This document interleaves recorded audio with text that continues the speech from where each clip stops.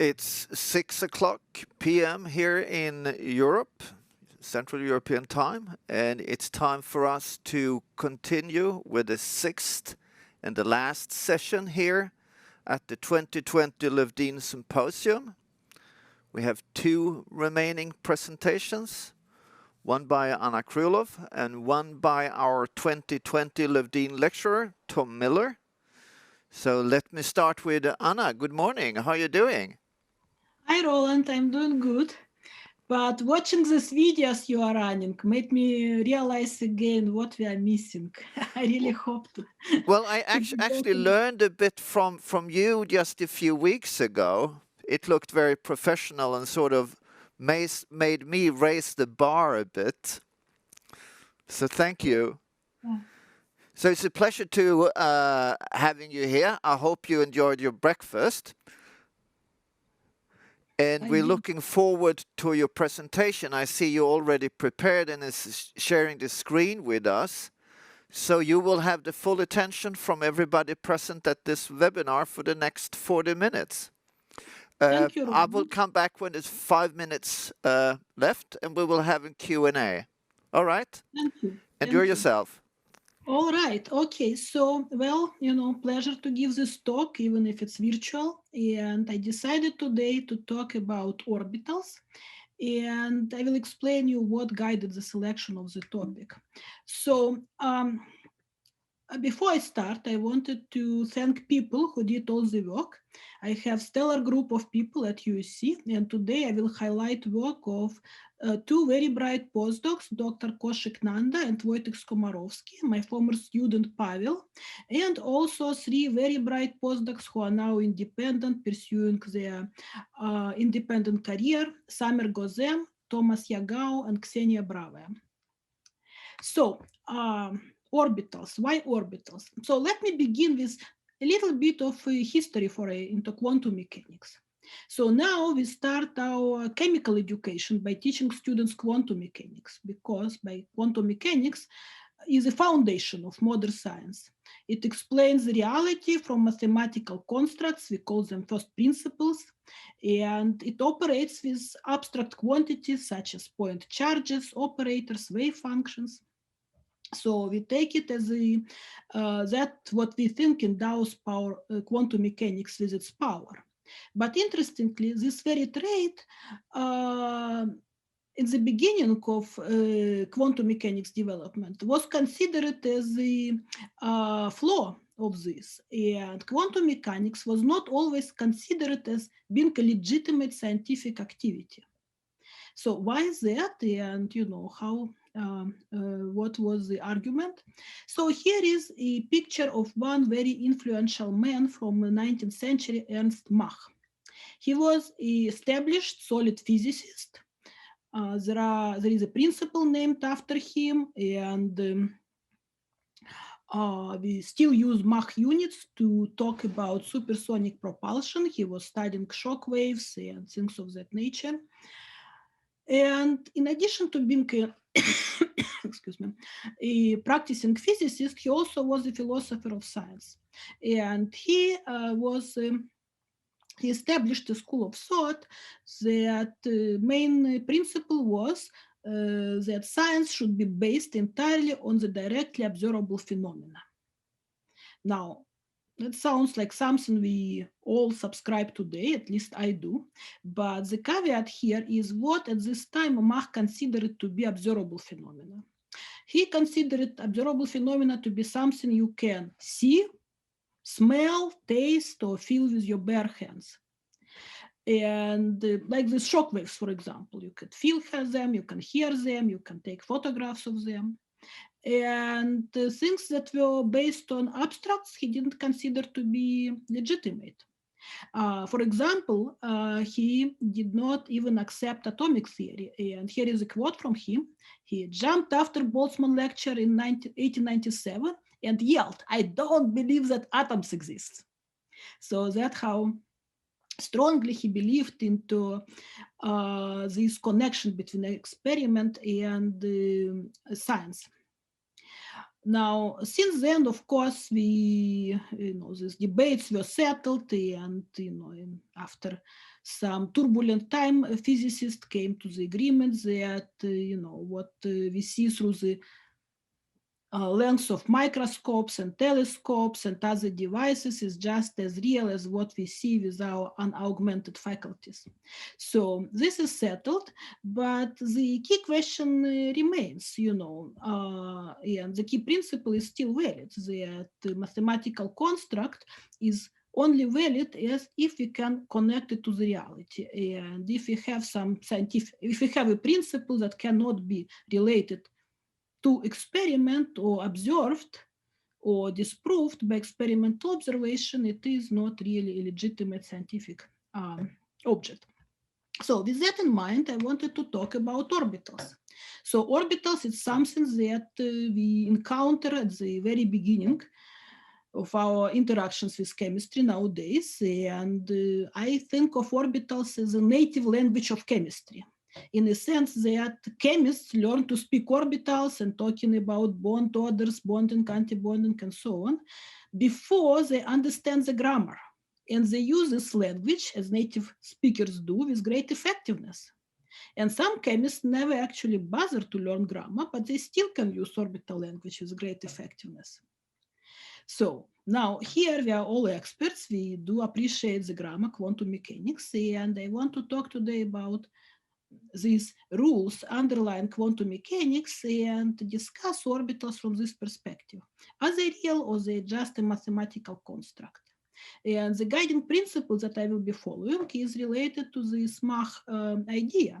I will use connection with experimental observables to discuss these concepts. And I'm going to show that, yes, orbitals are real. They're related to experimental observables, and they can be in principle reconstructed from experimental observables. And I will give you some examples from my work and work from others that illustrate these connections. All right, so let's talk about orbitals. In one particular case, if we have only one electron, the life is very simple and orbitals make a lot of sense. If we have one electron system, such as H2, then orbitals, molecular orbitals that appear as solution of Schrödinger equation expressed in basis of atomic orbitals are just wave functions. So as wave functions, they are related to concrete observables such as electron density and so on. And everything is nice and simple. The things become much more murkier when we move to many electron systems, because in many electron systems, orbitals already are not immediately related to the wave function. We know that in some approximate treatments, such as pseudo-independent electrons, when we can very crudely approximate wave function by just a single Slater determinant composed of orbitals, we can talk about orbitals as the states of pseudo-independent electrons.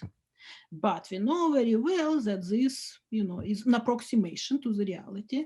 And if, we are advanced quantum mechanic users, we know that it's even worse than that. We know that if we have a Slater determinant composed of n orbitals, then any unitary transformation within the space doesn't do anything at all to the energy or other observable properties. So that should set really sense of panic and despair among people that used to like orbitals. Now we know that things getting even worse when we go to correlated wave functions that are linear combination of Slater determinants, often of many, and sometimes of Slater determinants with nearly equal weights. So how can we talk about orbitals in these situations? Do orbitals make sense for interacting electrons, for strongly correlated systems, and so on? And of course, the biggest of all question is, are orbitals real? Do they really relate to experimental observables? And the answer is yes. And I will show several examples, and I will start with one, I think, conceptually most simple example, and that is experiments that connect states with different number of electrons, such as photoionization or photodetachment, where we come with a laser and kick electron out. So if we do that, we can measure the cross-section, and cross-section is related to this object called photoelectron matrix element, which is, as we all know, is a matrix element of dipole operator between initial and final state. And the initial state is an electron state here, and final state is this product state when we have n-1 electron core. So that's all what remains plus free electron.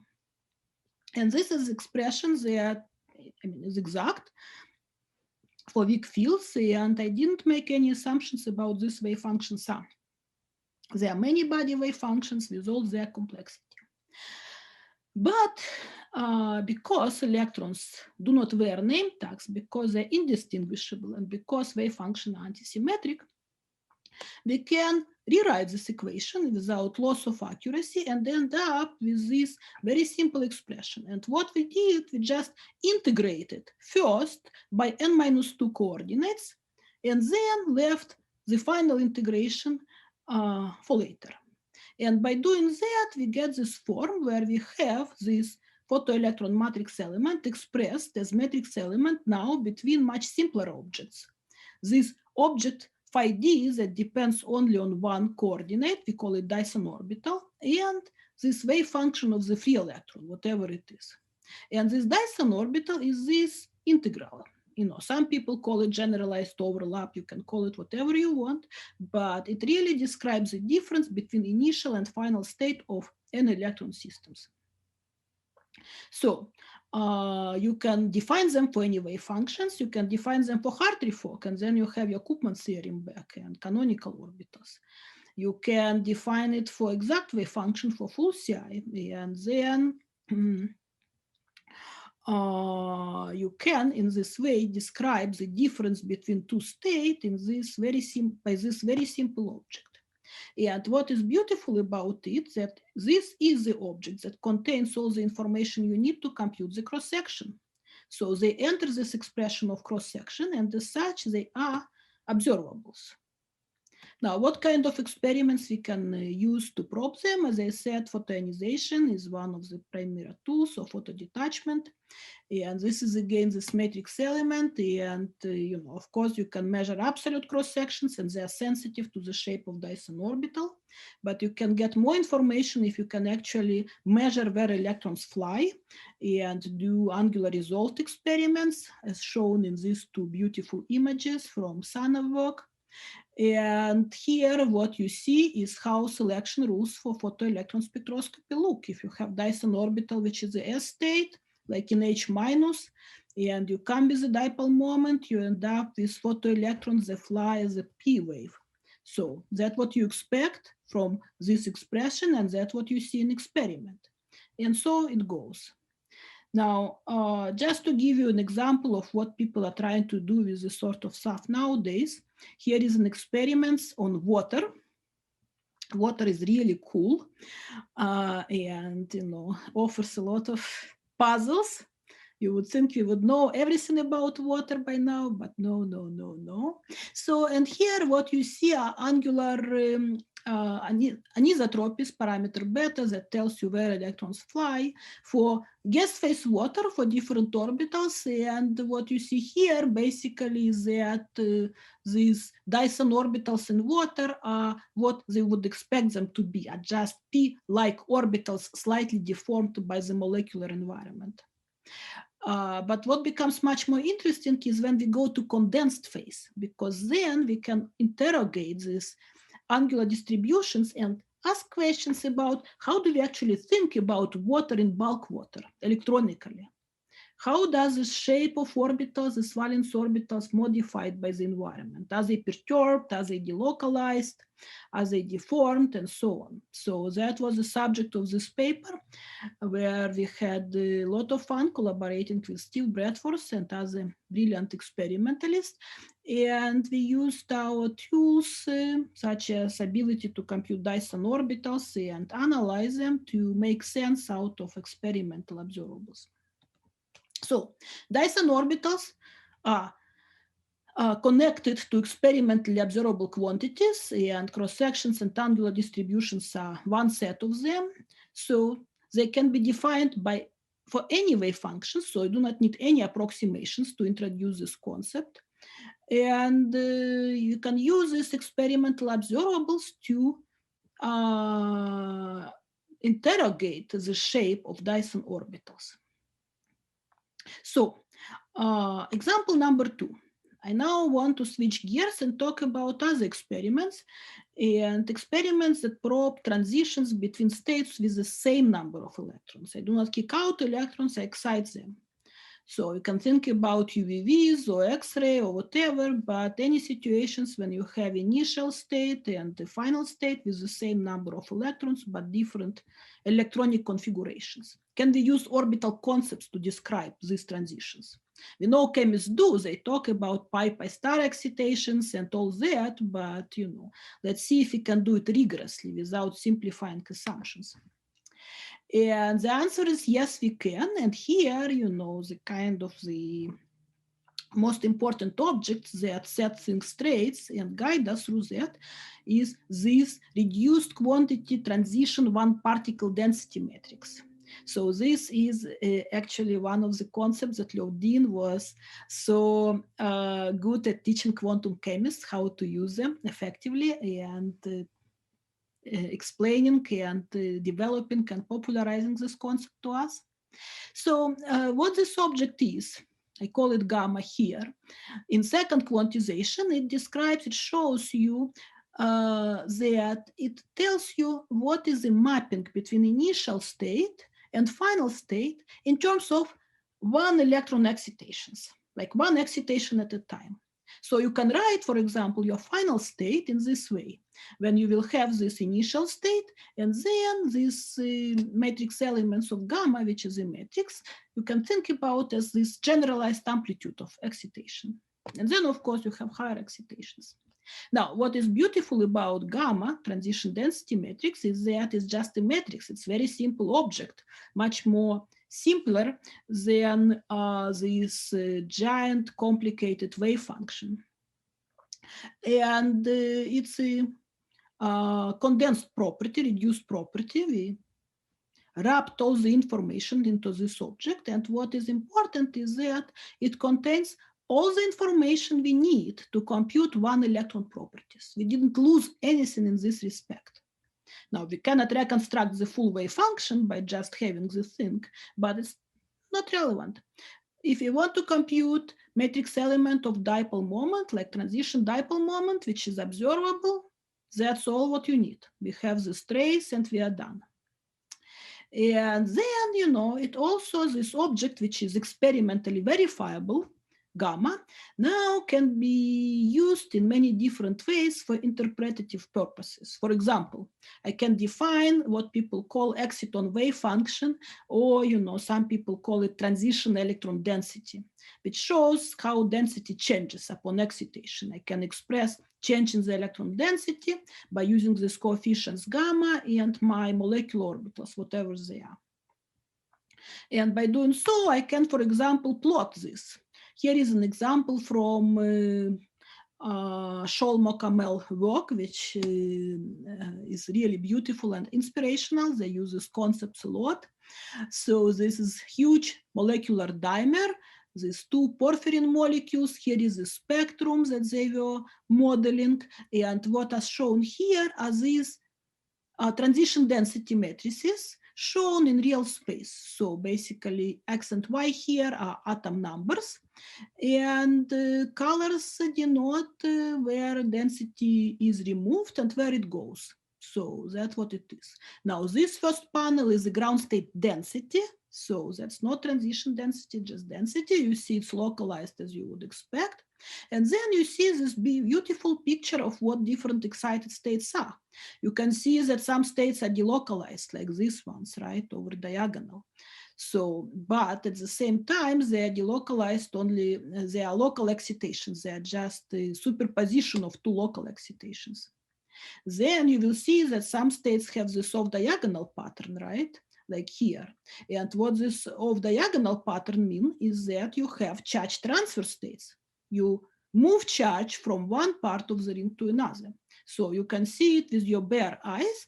And what is important, these maps are also directly related to the observable.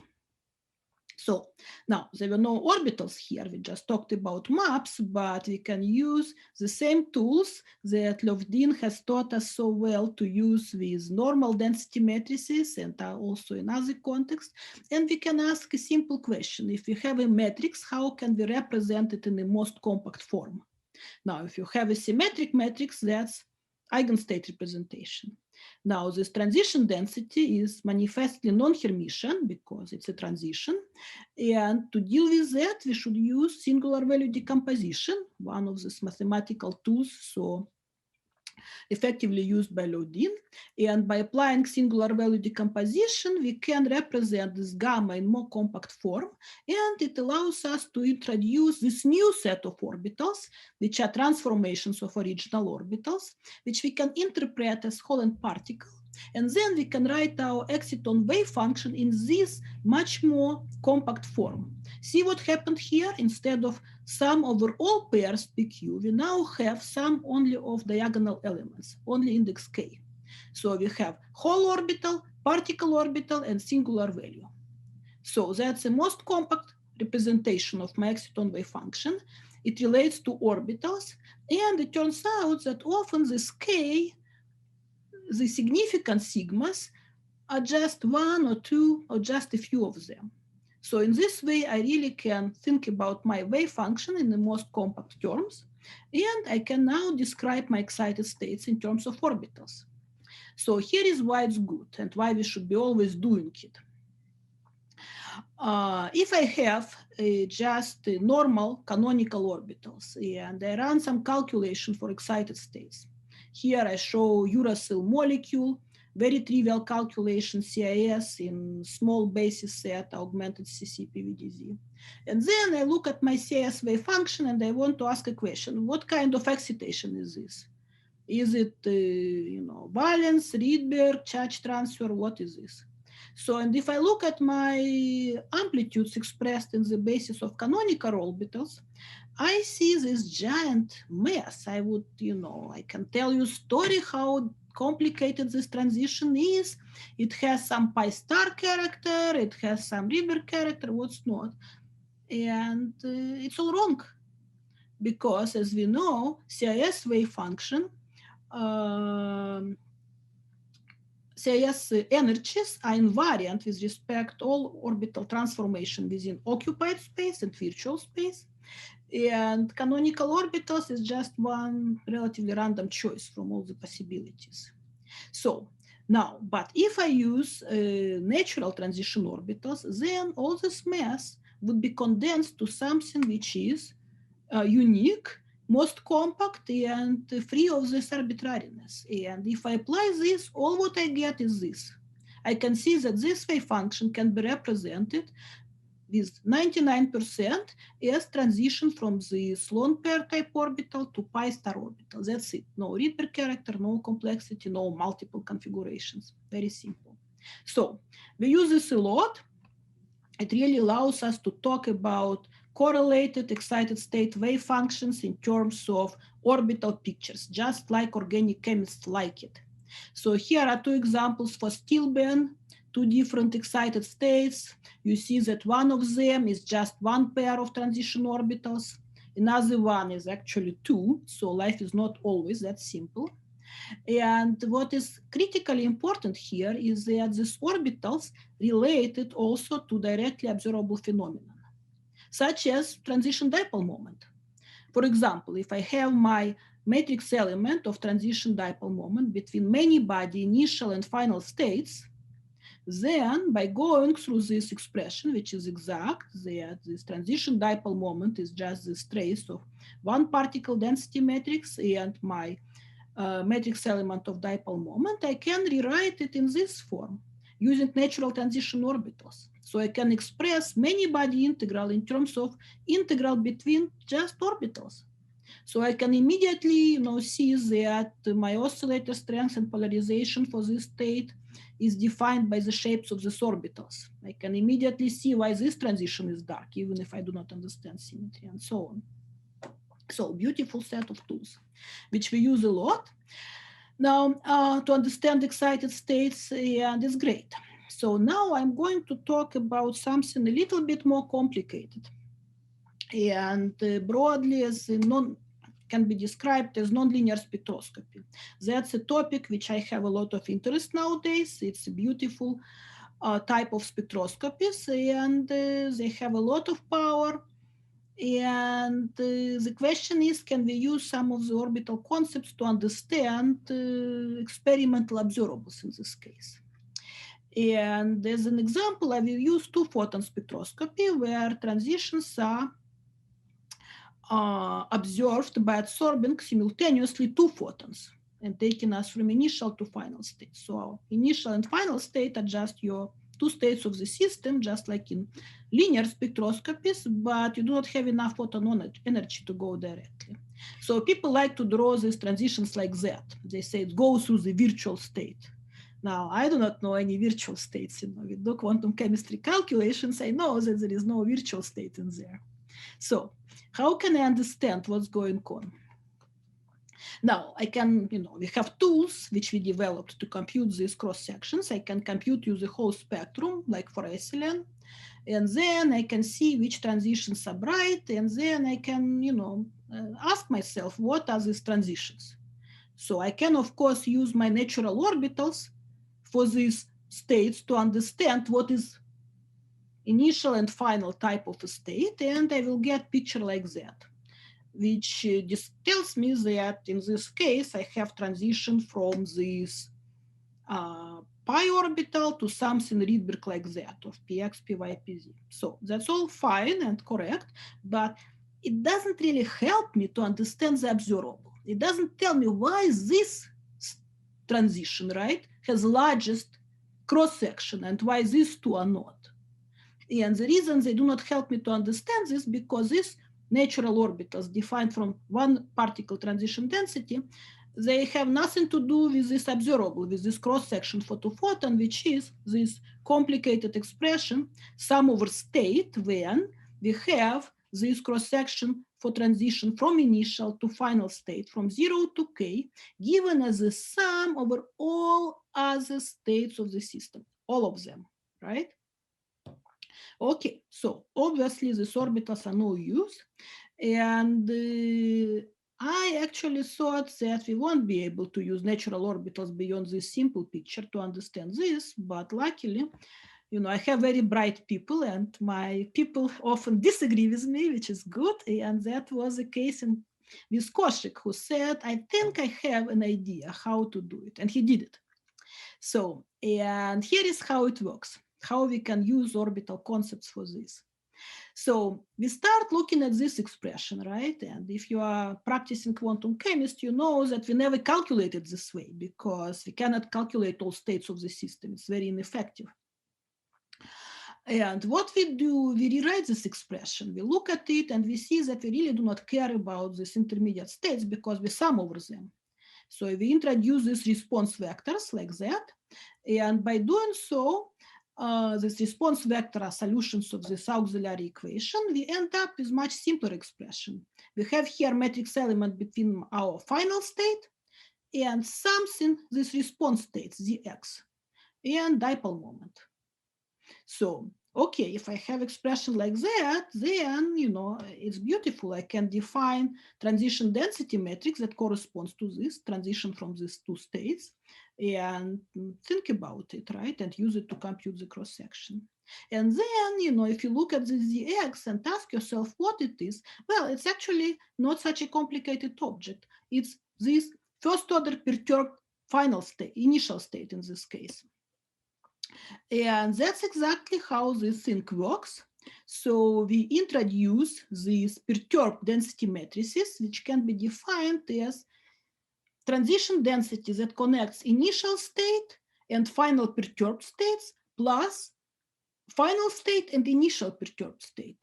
So that's it. We have this object, it directly maps to the observable. That's how we calculate our cross sections, and we can look at it and we can define natural orbitals that enter into it. And here is an example from SLN.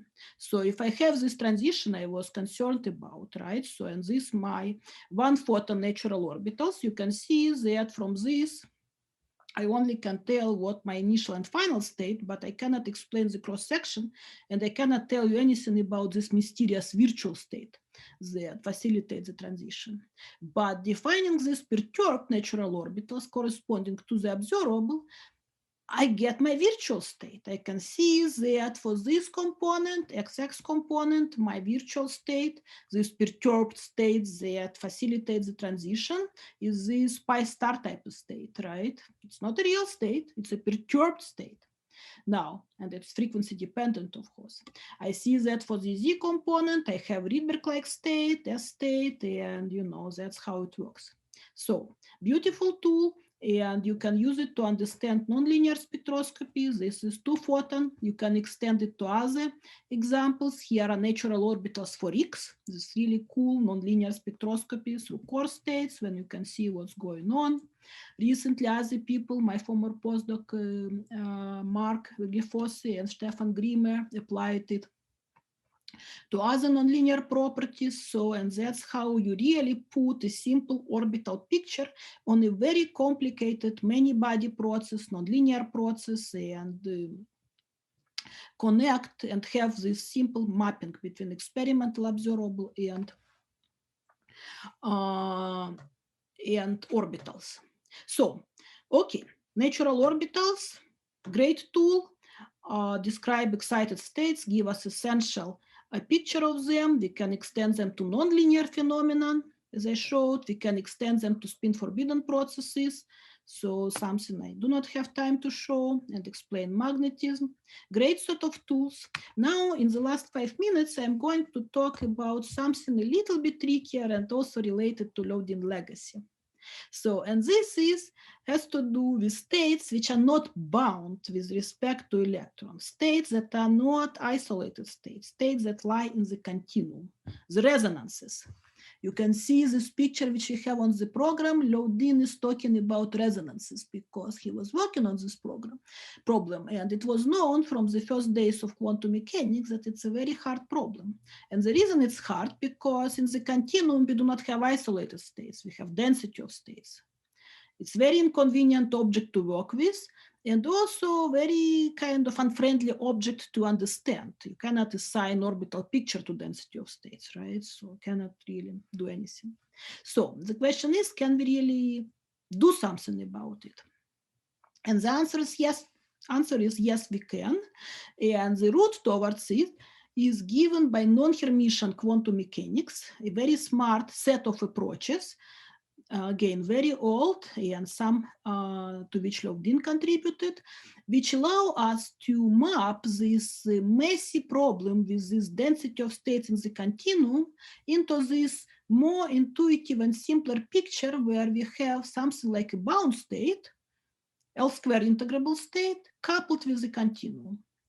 And there are several mathematical routes of doing that, and one was shown on Löwdin picture. And once we do it, we can describe the states as isolated or square integrable states, but with complex energies. So, very powerful approach, and we use it for quantitative calculations nowadays. And it also allows us to introduce now, when we have isolated states, we can compute transition density matrices, and we can analyze wave functions of the states in terms of orbitals and densities. We can look at these maps. Now, the caveat here is that what we get, because we went into non-Hermitian domain, we have complex valued density matrices. That never happens in Hermitian quantum mechanics, whether we work with complex orbitals or not. So that happens because we are in non-Hermitian domain. So, and here now we can introduce real natural transition orbitals and imaginary. And the question is, how do we think about it? How they relate to experimental observable? Again, I cannot give you the full picture, but the essence here is also to think about observables and realize that real part of the wave function is related to real energy and imaginary part is related to imaginary energy, which tells us about life type of resonance. And basically what we learn from real orbitals is what bound part of resonance is, like we see here.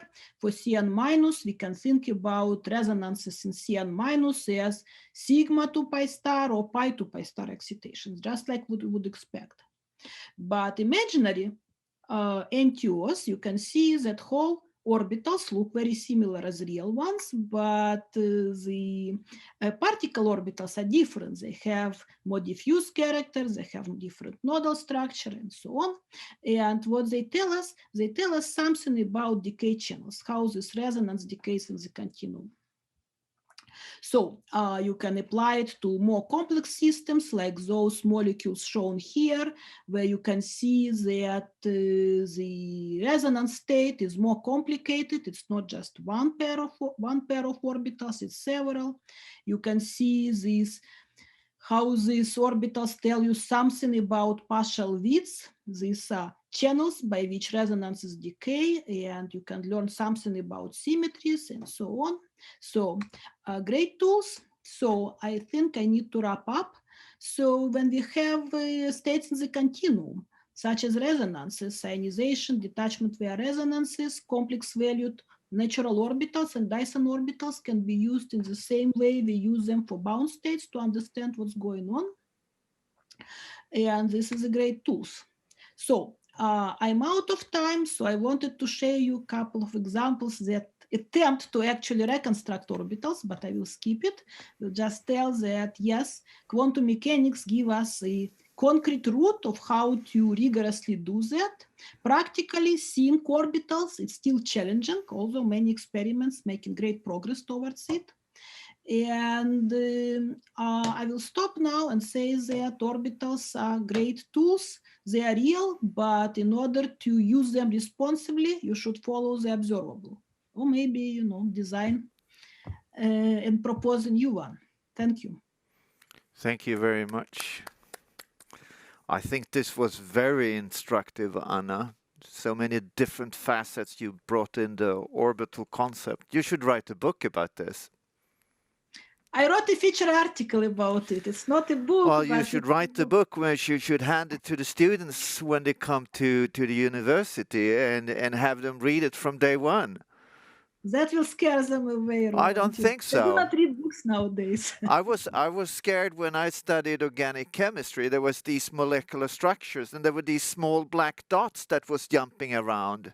And I sort of, whoa, what's going on? The electrons, yeah. Well, I think that's what it was supposed to mean. It wasn't until I learned quantum mechanics and molecular orbital theory, reactions started to make sense to me. And you have shown so many different ways in which it makes sense in various different experiments. So I'm looking here at the Q&A and I don't find any questions. I'm not going to let you off the hook though. So the orbital concept have placed two roles, one qualitative and one quantitative. And I think what you discussed now was the qualitative role in how we can understand what's going on. But there is this other aspect. We have selected as computational chemists to use the orbital as the basis, a one electron wave function, to describe an n-particle wave function. And you start to see Hartree-Fock singles, excitation doubles, and we want to have this picture where we have a quantitative accurate wave function, and this expansion is sort of leading us into. So what is your thoughts about this? Yeah, no, that's a great question. Thank you, Roland. And so basically, by this ability to condense information, and while doing it in a controlled fashion, by knowing exactly what we throw away in terms of pieces of wave functions that we do not represent, orbitals can be used and are used in quantum mechanics for reduced scaled calculations. For example, natural orbitals, normal natural orbitals, as those introduced by Löwdin, allow one to represent correlated wave functions in a more compact way. And this has been used in configurational interaction with great effectiveness by many people. We use it now in coupled cluster theories. And it's a great way to do it. Now, people use natural transition orbitals. There was beautiful work of John Herbert and some others when they built effective theories like excitonic models from many body wave functions, and they utilize these transition orbitals in order to get this information, essential physical information that allows them to couple these excited states on different fragments from these many body wave functions. So it's a great way to coarse-grain electronic structure and to use it for computational efficiency. And it's not always easy, sometimes we know how to utilize it, but ultimately, we cannot still write a Schrödinger equation in terms of just, Dyson orbitals and avoid solving the whole many-body problem, even though some theories attempt to do it, like, propagator theories and so on. But yeah, so orbitals are extremely useful as a means to get quantitative treatment of the problem in an effective way and deal with the information in an effective way. All right, thank you very much. So we're now going to move from the second last presentation to the last one. We're going to move from downtown Los Angeles over to Pasadena, and I'm welcoming Tom to the webinar. Hello, Tom. Are you there? I certainly am. Hi, Roland. Thanks so much for this opportunity. How are you doing? Congratulations to the honorary title of being the 2020 Löwdin Lecturer. It is a real honor, and it's wonderful to join not only this list of amazing speakers, but also a list of previous recipients. Thank you very much for that. And I've seen the lockdown has made almost the same thing to you as it's made to me. Are you you're in the beard growth business too? Yeah. That's what's happening. So you have a presentation for you. I'm very excited about this. As I told when we started off this symposium, 2 years ago we had another Löwdin symposium, and that was in particular directed to machine learning and quantum chemistry. Those of you who couldn't attend, you're still welcome to listen to the lectures. You'll find them on YouTube. Just search Löwdin Symposium 2018. But now you're up to give us some new insight, right? That's the hope, certainly. So I see you're already sharing your screen.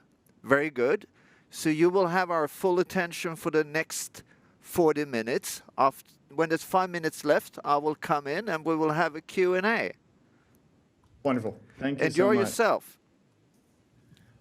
So thanks again, Roland. And I would like to just start by saying that as somebody who didn't, who's taken a circuitous route to quantum chemistry, it's an incredible honor to have the opportunity to give this lecture and to give a lecture that has the name of Per Olof Löwdin attached to it. I actually had the chance to meet him as a sophomore when I was an intern at the Quantum Theory Project in Florida. And that was, he was just incredibly kind and generous with his time and incredibly friendly. And it made an impression, and it makes it all the sweeter to be able to speak to you in this context today.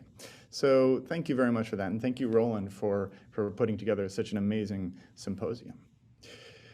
With that, I'd like to tell you about work that's all happened very recently in my lab. You mentioned this 2018 symposium. We didn't do any of this in 2018, or we just started it at the beginning of 2018. So this is stuff that's recent and very exciting for me in what's going on in the lab, and I'm very excited to tell you about it. And this relates to the use of machine learning in the context of quantum chemistry. So, starting very simply, if you look at the electronic energy, this is a picture that's very familiar to an audience of this kind.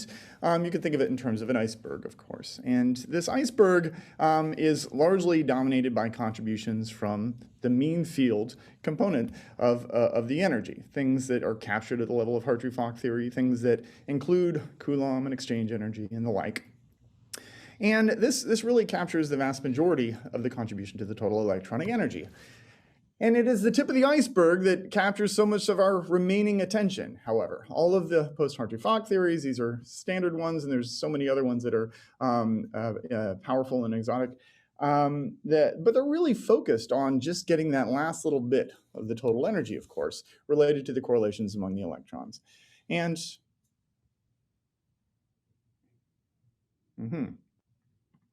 I think I pushed. Can you still see this? Okay. Okay. Good. All right.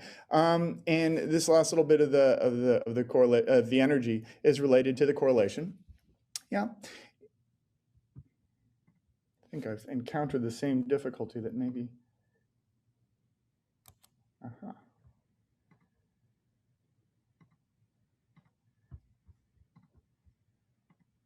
All right, sorry about that. So, so the key point that I'm basically making here is a very simplistic one, that we're really after just the last little 1% if we're willing to calculate the lion's share in the form of the mean field energy. So that's the first observation that I would found what I'm going to be talking about on. And the second observation is, sorry, I'm having a difficulty advancing my slides.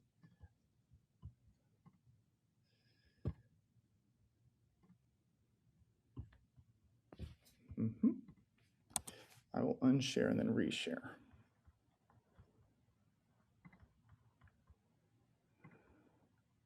Okay, hopefully this works. Sorry about that. So,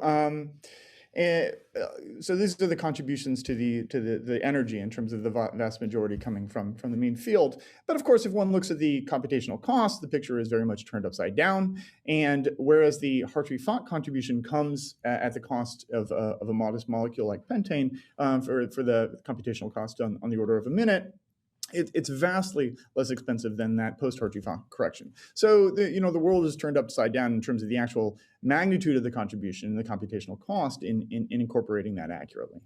So the two things are that we really do, as chemists, demand this last 1% of accuracy, and yet this is the hard part in terms of the resulting computational cost.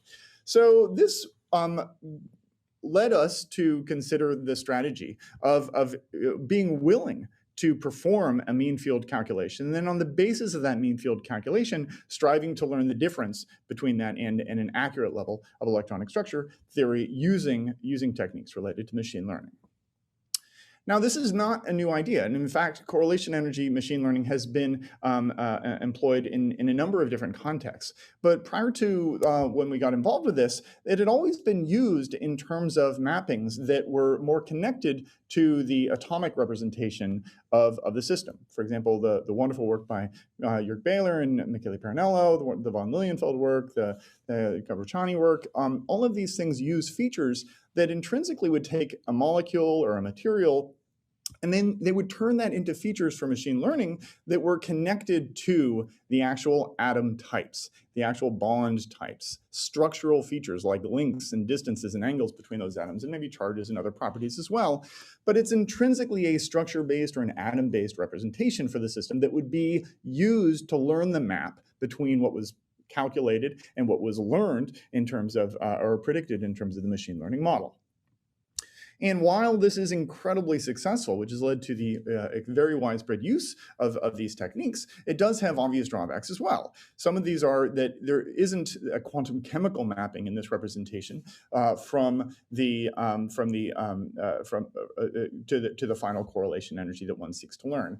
And other things related to the fact that, if one wants to do the standard things we do in electronic structure, generalize to excited states, treat open shell systems, calculate other response properties, there's a range of things. It's not a natural framework in this particular representation to deal with that, and it leads to challenges in that way. And maybe the practical thing that this really manifests in terms of also that I'll also be demonstrating is that in this approach, because this is not a maximally compact way of encoding the electronic structure information, it leads to the need for larger amounts of data to train with a given level of accuracy. So you get less transferability in chemical space. For example, I might train a model that accurately describes liquid water, but then I put salt in that model, and then the resulting, the previously trained model would not transfer to be able to describe that even slightly modified system very effectively. So these are the things that motivated what we were very interested in doing, and we began to think about this not in terms of representations of atoms and atom types, but abstracting the atoms and going to, as we heard in the previous talk, something that's near and dear to the heart of quantum chemistry, namely a representation in terms of molecular orbitals. And in this approach, one would take that same molecule, and instead of featurizing it in terms of the atom-based features, one would look at that and say that this is simply a composition of molecular orbitals that one could obtain from an explicit Hartree-Fock calculation. This is a bag of sigma bonds and pi bonds, or in some cases pi bonds, or lone pairs in this very simple case. So here I'm showing them in localized representations, and everything that I'm saying can hold for both localized and canonical representations. However, we find that it works particularly well in this first part of the talk if you use localized representations. And the thing that makes this appealing is that, as you'll see on the next slide, this provides a very simple mapping between what we are calculating at the Hartree-Fock level and what we are seeking to learn in terms of a correlated wave function theory. It's extendable to open shells and excited states in a natural way. And it's quite exciting in the way that it provides transferability across chemical space and efficient learning. So to give a sense of that mapping that exists here, we can basically look at a very simple equation. This is a theorem that can be attributed to Nesbitt in some time ago, and it appears even in Szabo and Osland. But if one simply takes the full CI expansion of the wave function and looks at that in terms of a single and double and et cetera excitations and propagates through on the left-hand side in terms of the Hartree-Fock determinant, and then applies simple Brion conditions and the Slater-Condon rules and the like, one immediately sees a remarkable thing. If you gather terms and isolate the correlation contribution to the energy, you see a very powerful observation. And that is that the correlation energy, without approximation, as you can see, the correlation energy can be written in terms of a sum over only the occupied orbitals that is comprised of pair contributions. So if I were to perform a Hartree-Fock calculation and I were to be interested in the full CI, or the same would hold for any truncated CI or other sort of expansion of this form, I could write that correlation energy in terms of pair contributions to the correlation energy, and where you only have those pair contributions are associated with the occupied orbitals. These contributions themselves would implicitly depend upon all the virtual orbitals, et cetera. So this is a potentially very complicated function epsilon, but but you only have contributions from the occupied orbitals there. And this is, again, true for any MP2 method or couple cluster method or CI method or nearly every other post-Hartree-Fock method that could be written in this form. And this allows us to frame the learning problem in a very sensible way.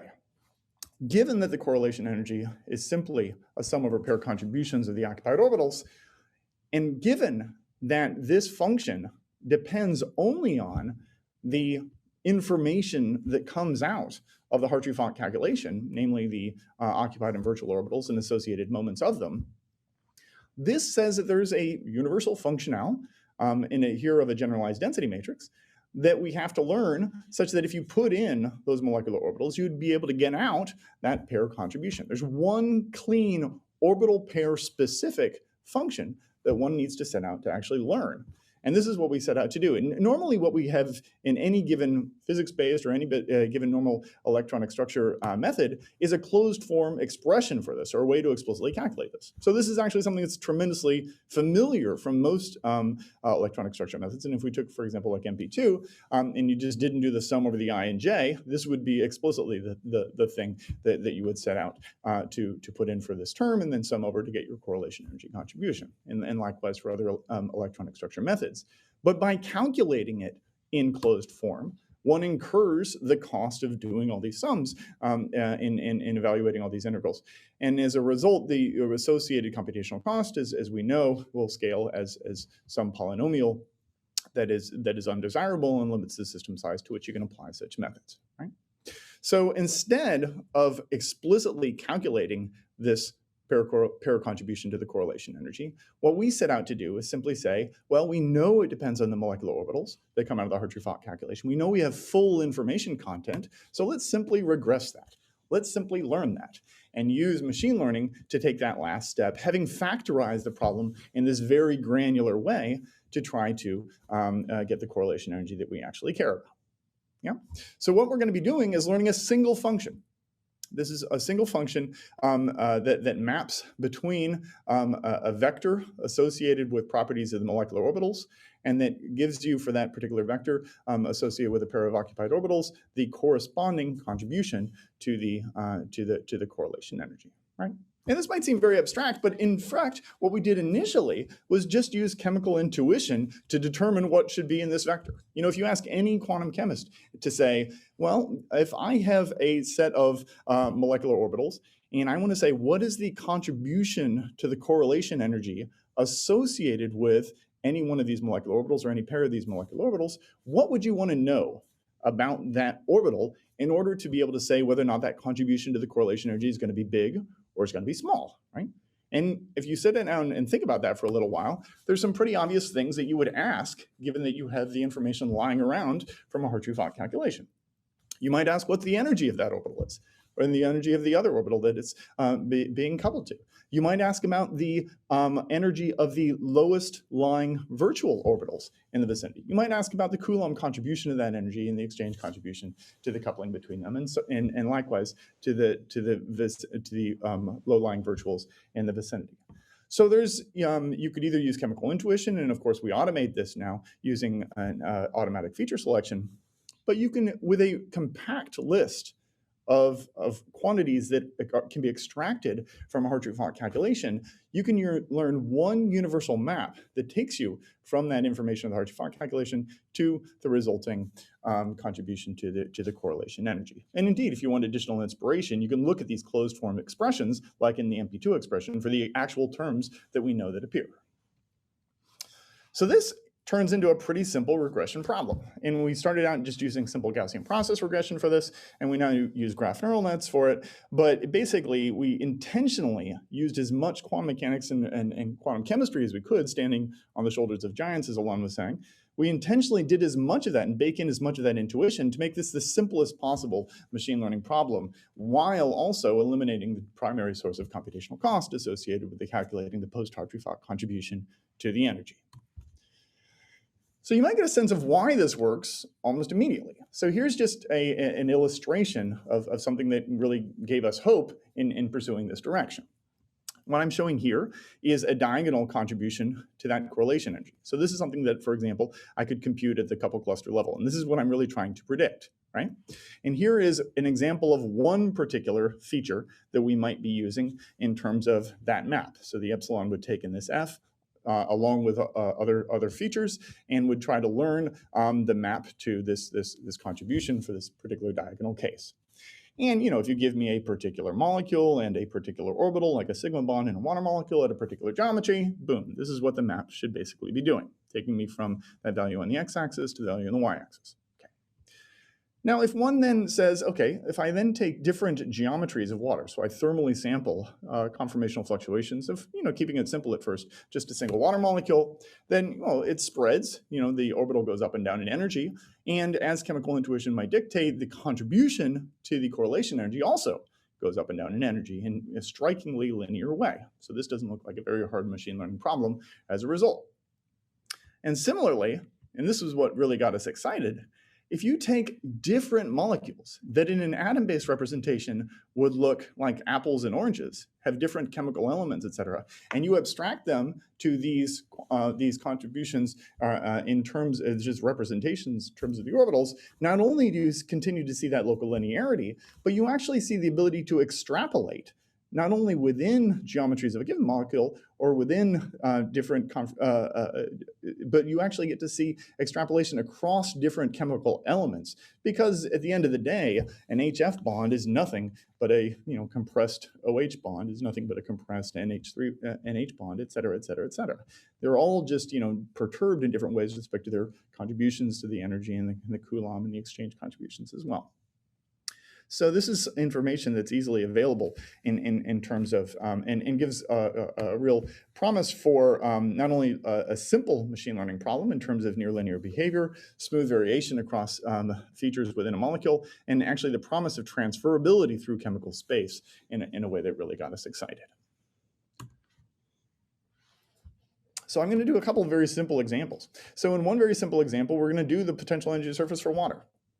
And what I'm going to do is I'm going to basically do a couple cluster calculations, CCSD for NCST with a big basis set, and we're going to do just 10 thermally sampled structures of water. Just going to draw them randomly from the Boltzmann distribution, and from that we're going to calculate these pair contributions to the molecular orbitals. So you can get an electronic structure code, and you can basically peel out those pair contributions to the correlation energy.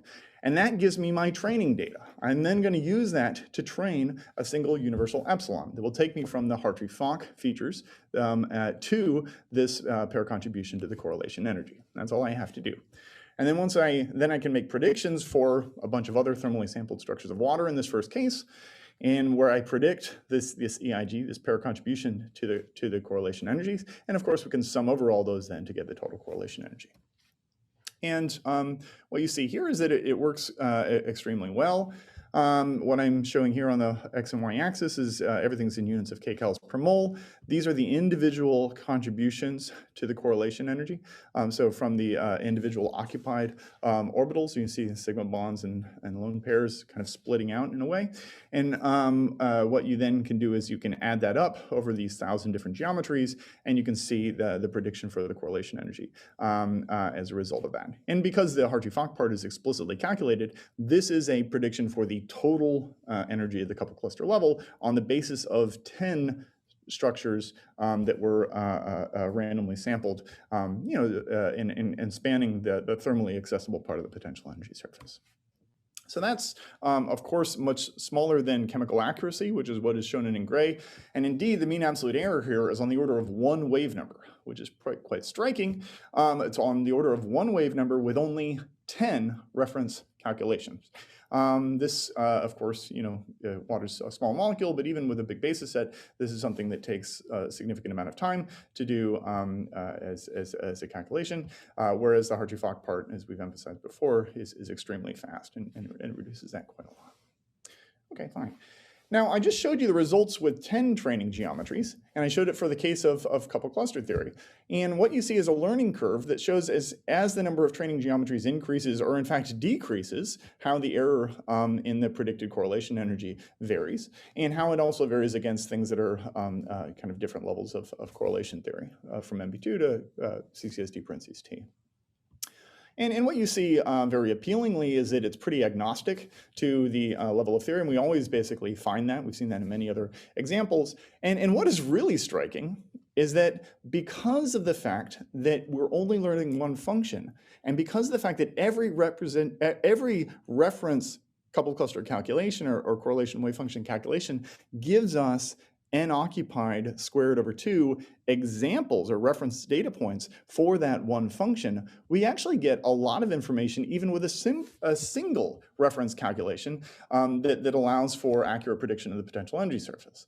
So the striking thing that we saw in this particular little exercise is that with only one coupled cluster calculation, one can accurately predict the total energy to within a kcal per mole of the rest of the thermal potential energy surface of these 1,000 other structures in a way that, again, is within a kcal per mole. So, and it gets just exponentially tighter as literally it's on a log-log scale. So it actually gets exponentially tighter as you increase the number of training geometries, which, it's an easy case, but it's an encouraging result. The potential energy surfaces are indeed smooth. We've got analytical gradients implemented for this, and we're preparing to submit a paper where we show how this can basically be used seamlessly as the back end of a couple cluster geometry optimization or a string calculation or a transition state search. There's a lot that suddenly becomes possible when you can build shadow potentials for just one or two reference calculations and then do optimizations on that shadow potential before just tuning it up. No need for gradient theory of these wave function methods, etc. So we're really very excited by that.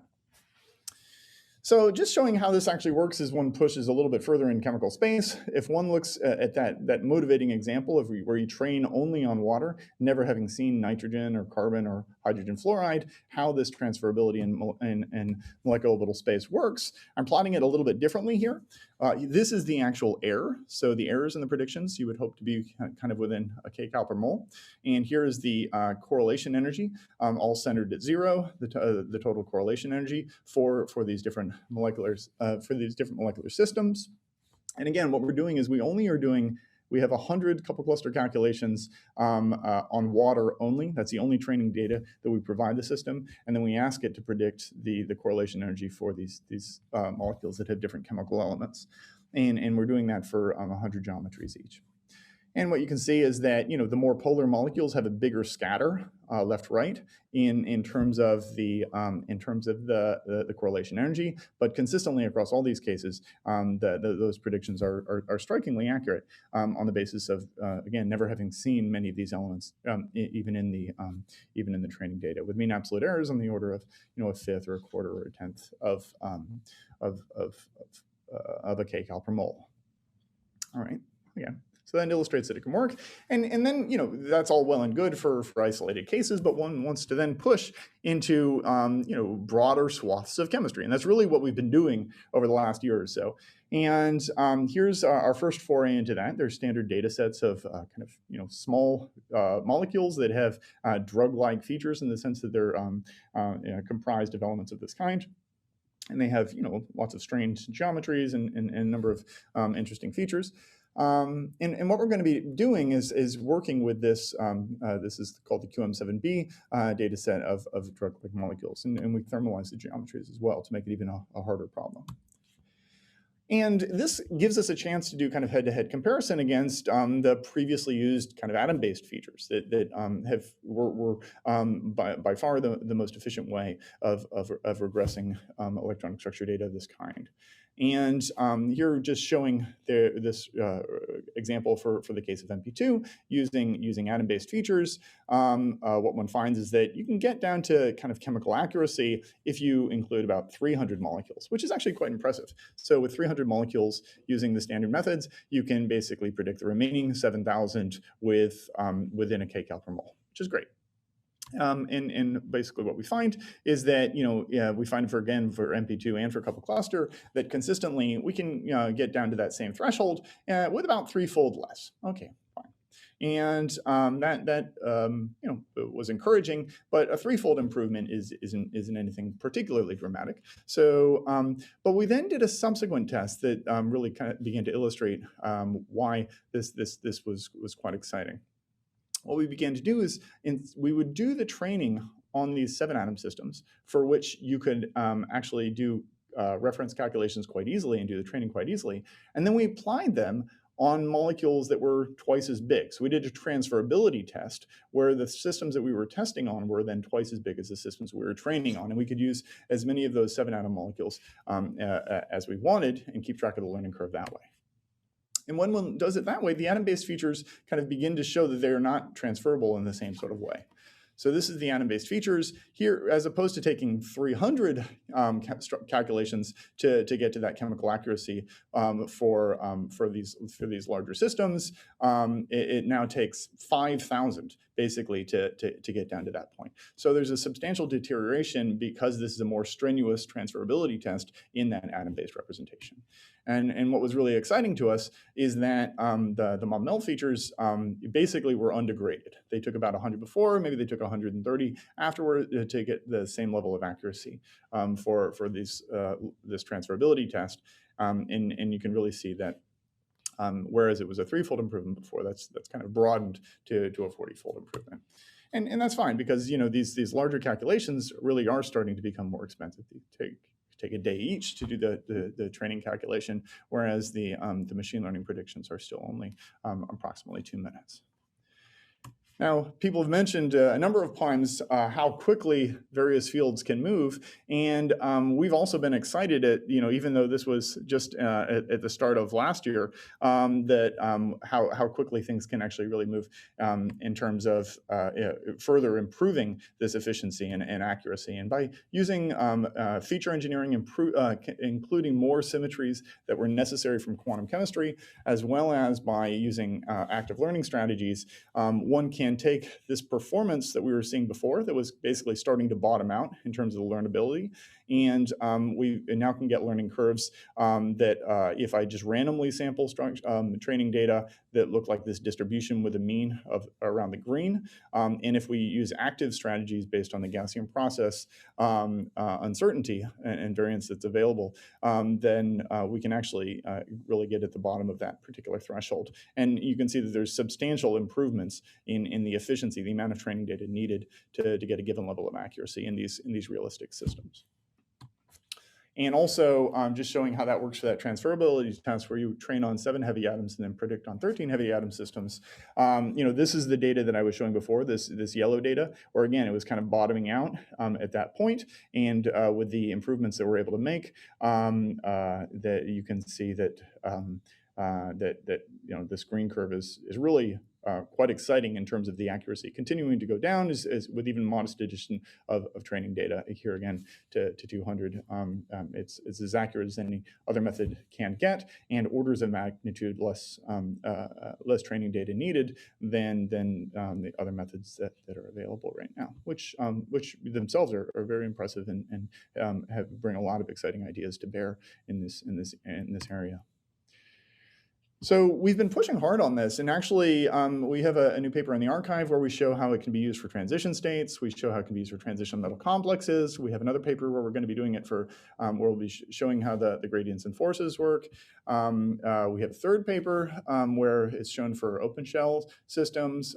We've demonstrated for dipoles, and actually exhibits I think that this can be pushed like it looks and feels like a normal post-SDF method in terms of electronic structure theory. So it can be used in a lot of different contexts that I think are really quite practical. And it also works for things with multi-reference character as well. So just to give a little taster of that, this is an example of a atmospherically relevant molecule that has substantial multi-reference character. And if you, it's got these 2 different configurations, and if you were to, apply a normal single reference correlation method to this, you would, calculate your T1 diagnostic and be concerned about the fact that, for all the sampled geometries, all the thermally sampled geometries we look at, every single time that exhibits things that are in violation of the usual conventional wisdom of what would be good for a single reference T1 diagnostic. Indicating it has substantial multi-reference character associated with these 2 resonance structures. And this is well known about this particular system. So you don't even want to use a couple cluster method. Maybe you want to use something that has even a more complete description of the post-Hartree-Fock contribution. So we hooked up with Cyrus Immergard to do that, and employed training data from his semi-stochastic heat bath CI method, which is very expensive. Each training data costs 1,600 hours to calculate. So we did 50 of those because each one hurts. So we did 50 of those. And on the basis of training a machine learning model with only 50 of those calculations, then predicting the energies for the remaining structures in the system, and I think it was a total of 500 structures in the system, you can see that the machine learning, the MABML machine learning predicts those energies with excellent accuracy. And you can indeed see that the CCSD potential energy surface is simply too soft for this particular case, indicative of the shortcoming of the single reference description. And, again, you get kind of mean absolute error for the total energies of a third of a kcal per mole. And here, on this potential, machine learning potential, it takes 10 seconds to perform a calculation in contrast with the much higher number in terms of hours for the reference wave function method. So I think this illustrates that it can be stretched even beyond what you might initially expect in terms of applicability. In the remaining few minutes that I have, I want to tell you how we're also pushing this in a different direction that we're really excited about. Everything I've been talking about is this molecular orbital-based machine learning, where we use Hartree-Fock input, and then we predict correlation energy output, right? And that's fine when you can afford the Hartree-Fock, and it's fine when you care about that difference associated with the super high accuracy correlation energy method.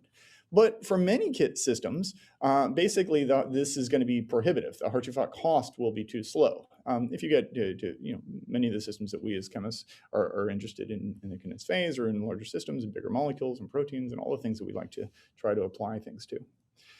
So as a result, what we've done is we've focused on using many of these same ideas in a graph neural net method that takes not Hartree-Fock inputs, but instead takes the inputs and features from a semi-empirical theory, something like GFN XTB from the Grima group, and uses those features in kind of a similar sort of trickery, and uses those to predict something, accurate quantum mechanical results with particular focus on mapping to high quality density functional theory results. So this is what I wanted to talk about in the last few minutes.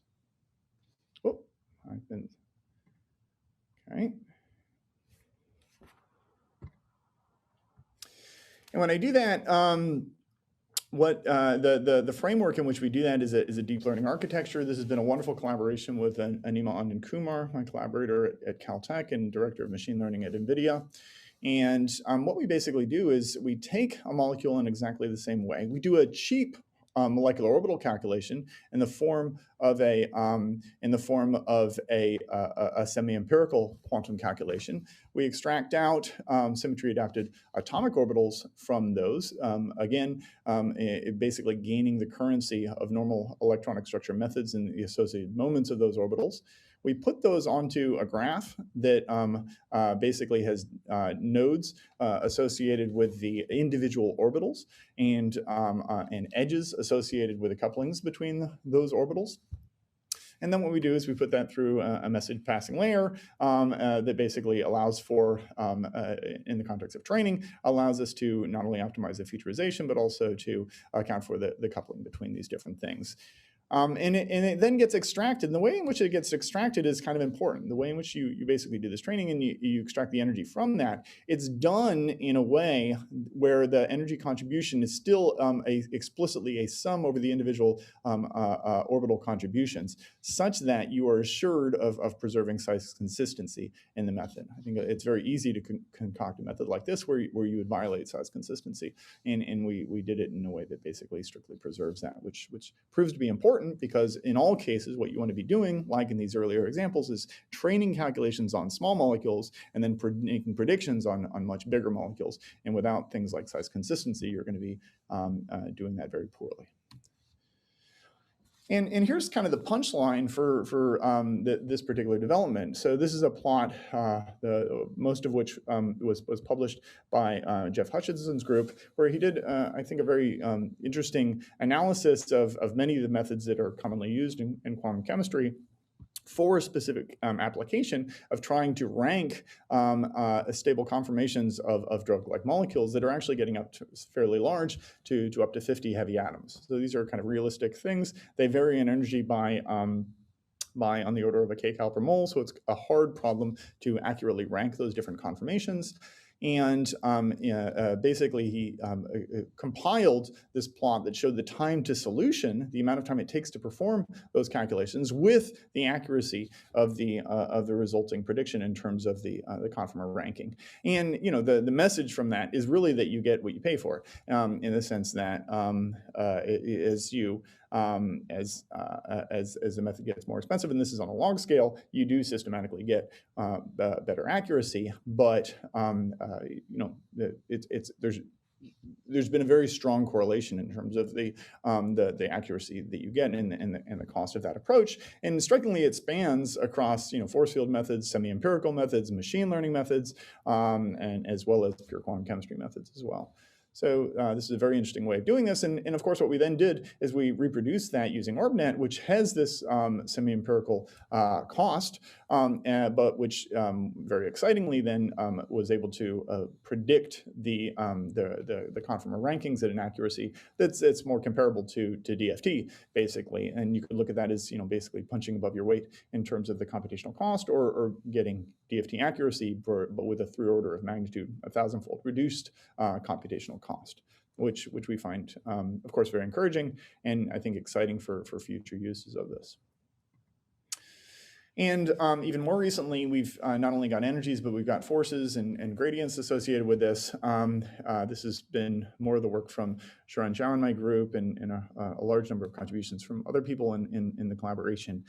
And what I'm showing here are basically the predicted geometries, the accuracy of the predicted geometries for some standard conformational data sets of organic molecules. And what I'm showing is the distribution of those errors for a range of methods of kind of comparable cost. And what you can see here is that basically it's good if the histogram is packed up at the left, and it's bad if you see things that are substantial RMSD errors, right? And this is you can actually look at these plots, and you'll notice that the red curve, which is the OrbNet result, is impressive in terms of its distribution of small errors. And maybe if you want to kind of aggregate that into a table and say that we're going to call a geometry incorrect if it's more than 2/3 of an angstrom per atom away from the reference structure. And when you do that, you'll see that this easier data set, basically both DFT in the form of the B97-3C functional and OrbNet are similarly good, even though the reference calculation would take over 1,000 seconds for these cases. The B97 is about 10-fold cheaper. It takes over 100 seconds, whereas OrbNet takes less than 1 second. So it's still 100 times cheaper than this low-cost DFT variant. But as you go to the MConf data set, the accuracy is actually substantially better with OrbNet in comparison to that B97 as well. So again, this is exciting in terms of its practical applicability, not only for energy prediction, but also for geometry and gradients and reactive chemistry and lots of things that we're looking forward to the future. So I hope you're convinced that machine learning in the context of quantum chemistry has a healthy home. And one of the ways in which to do that is to think about mappings in the molecular orbital representation. And we've got one way that we really like that that I've talked about. It rests upon this highly granular factorization of the contribution to the correlation energy, this intensive contribution, and that we predict only that in terms of information that is assured to be available from a Hartree-Fock calculation, and it leads to not only good predictions of energies, but also just generically an efficient mapping of chemical space, as I emphasized, and then generalizing that in terms of a graph neural net machine learning architecture. It provides an avenue towards DFT, or if you have the training data, higher accuracy at semi-empirical cost, which we're also very excited about. And with that, I want to thank the people who did it. Matt Welburn and Sherry Cheng really pioneered this initially in my group. Tamara Hush has been invaluable over the last year and a half in the lab as well in terms of her contributions to the second half of the MABML work.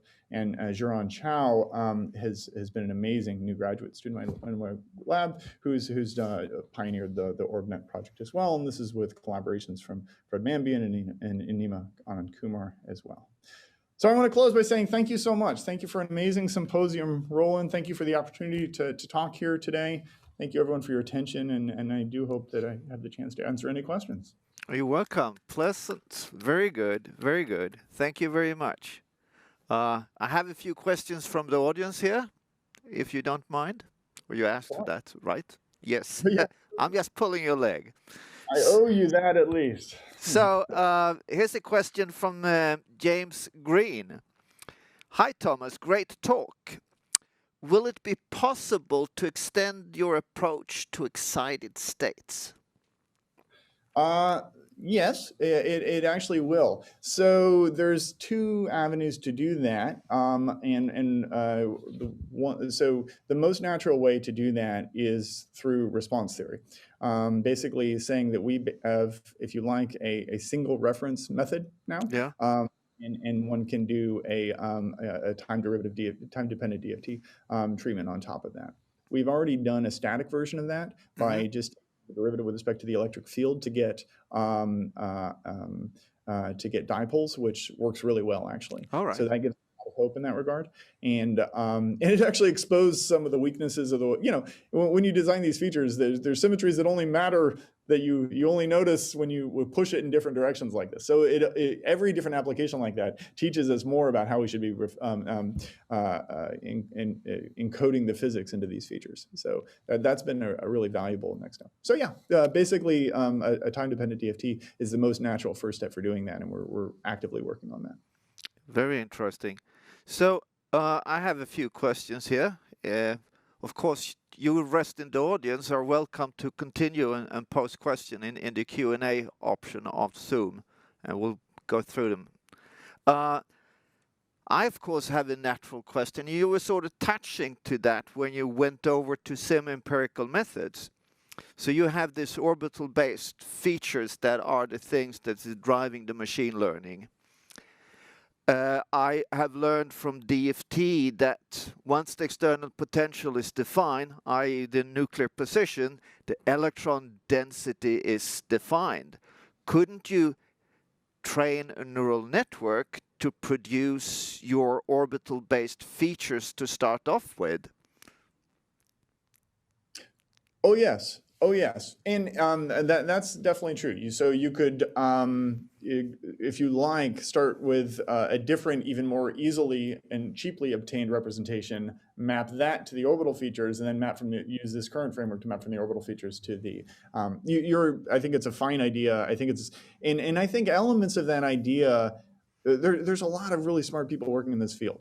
There's people like Karen Burke who are trying to learn the density directly. There are many people who are beginning to recognize this interface between machine learning and electronic structure. And basically, it's all about trying to cobble together the information that you can get cheaply to the accuracy that you need for different application domains. And I think it's a great idea to add a ladder. We have been taking the attitude that quantum chemistry is really good at getting kind of value for accuracy and at different points. DFT is one of those great points. Semi-empirical theory is another one of those great points. So using that as a springboard is really natural for what we've been trying to do for learning the deltas. But it doesn't mean you can't, learn between those different plateaus as well, which is essentially the idea you're proposing. So here's another question from the audience from Kjell Jornar. I actually think I have the answer to that, but I'm going to leave that to you. Could you incorporate solvation in any straightforward way, or would you need to refrain from each solvent? Yeah, you can do it in a variety of different ways. So you can explicitly, I think the easiest way is to recognize that that's essentially a response property of the unsolvated molecule. So you can get transferability to solvated properties through this. And we are doing that. A kind of an even cheaper and dirtier way of doing it is just to calculate the solvation contribution at the lower level of theory and just adding that in. So that's the really way of doing it. But the slightly nicer way of doing that is to treat it as a response. I thought the obvious answer was now when you showed that something took 20 minutes could be done in a second is we always do the solvation explicitly because now we can afford it. Well, the statistical mechanician in me loves that answer, but Yeah. the situation calls for. So I have another question here. So you showed that the correlation energy was a pairwise contribution over occupied orbital. And in this, you eliminated the virtual orbitals and effectively proposing something that would be basis set independent. Could you comment? Well, we don't actually look at it as eliminating the virtual orbitals. The thing that we only have to add up contributions to the total energy that are attached to the orbital pairs. So then, the increments that we're predicting are summing over the occupied orbital pairs. But each one of those increments, each one of those IJs is very dependent upon the virtual orbitals. And you even saw in the features that we explicitly include things like the off-diagonal Fock matrix elements between occupied and virtual orbitals, for example. So that is, well, I don't want to give you the impression that we are not that somehow we're throwing away information or avoiding the requirement for information in the things that we're predicting. We do require everything there. We just include the virtual orbitals which come still at the Hartree-Fock cost. We include those virtual orbital properties in their moments as among the feature vectors that are used for the prediction of the mapping. Right. I have two questions here from the audience. I'm going to combine them together. One of them is from Gunnar Nyman, who's doing molecular dynamics. And the first part of the question is machine learning suitable for interpolation or extrapolation? And I would like you to combine that into Gunnar's question. Is it useful to get global potential energy surfaces for small molecules, the method you presented? Well, I think Gunnar's question about the is it useful for getting global potential energy surfaces of small molecules? I think there is really excellent evidence even in the talk that I showed that I really think it is very useful for that. We saw the case where all the thousands of structures which comprise the sampled potential energy surface of Krige molecule were accurately described, the water examples as well. So I really do think that this is a useful way of describing potential energy surface for given molecules, but we're even a little more greedy. We want to train on given molecules and then predict on totally different potential energy surfaces, much like you do with a DFT functional. So I think that the answer to that really is yes. There are reasons you can push yourself into trouble. If you only train, and this really does start to connect to Kong Wang's question about extrapolation versus interpolation. So if you start with, if you only train in regions that have molecular orbitals of one type, but then you make predictions in regions that have molecular orbitals like a broken bond of a very type, and you've never seen that before, then you're in an extrapolative regime, and you will do a poor job of that. So you do need to remain in an interpolative regime. But that is so much less severe a constraint, I feel, in the context of molecular orbitals than in other representations.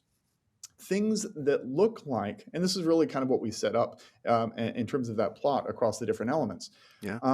Things that look like extrapolation in one representation, like going to different elements, turn out to be interpolation in another representation. And that's really what we're leveraging, and that's why we think it's a useful representation. So I have just a final question. So looking at what you're doing and what others have been doing with machine learning, the underlying thing that is driving everything is accurate data and information.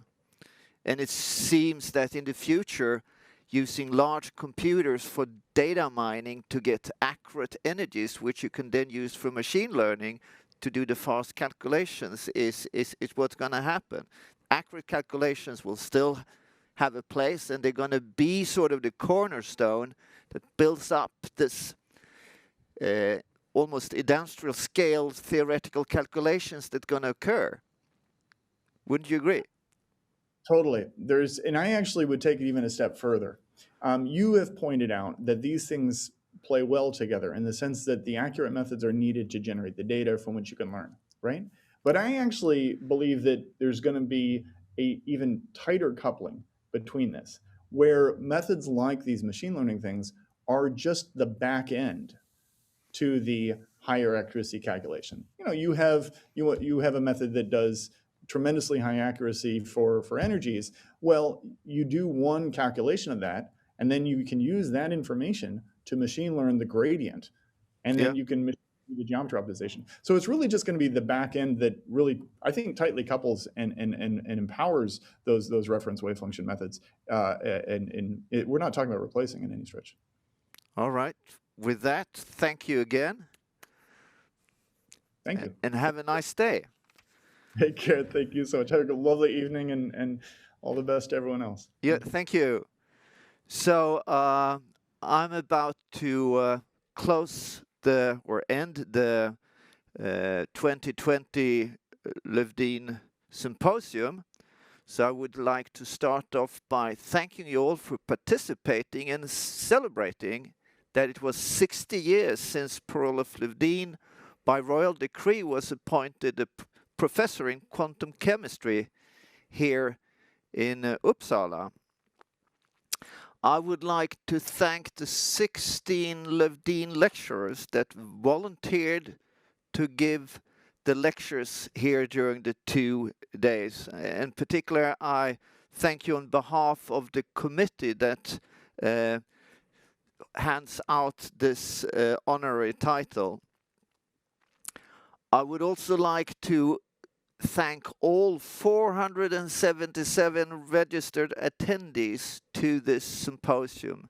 This is a record for a Löwdin symposium ever held. Thank you. These proceedings have been recorded and will be made available at our website the next week. And while I'm saying that, I will also like to take the opportunity to thank Gustav and Linus, who've been sitting back here and helping me with the technology. It has been my privilege of being your host and the moderator for this event. Thank you. To conclude these proceedings, I have invited the Deputy Vice Chancellor of Uppsala University, Johan Tysk, to say some closing remarks. Johan. Okay, thank you very much, Roland. I would like to thank you for making this symposium such a success, a record-breaking success with so many participants, and I understand you've had participants from Japan, Canada, and now we end up in Southern California. So it has been truly an international conference. And also for me, ending up in Southern California, I feel special because that's where I spend my graduate days at UCLA, not at Caltech or USC, but quite close by. So I think this form of international conferences, of course, we're going to see more of. They are quite, of course, environmentally friendly, and this gives scientists a convenient way to meet. But I think there is something else which is going on, which is quite important. Of course, we live in a time now when borders, again, are hard to cross. And people are further away from each other. We are quite isolated. But this conference shows again that science is truly without borders. With this new technology, we can make science be an even more tightly knit worldwide community. And that, I think, is an important lesson that we can take from the work you've done at this conference and the way Roland and his committee has organized this to be a good way of finding new ways of making the international scientific community work even tighter together with this new technology. So with this, I would like to thank you all for a fantastic conference and express my gratitude to Roland for keeping the proud heritage of Löwdin in Uppsala to carry it on in such a successful way. So with this, thank you all, and this ends this symposium. Thank you and goodbye for now.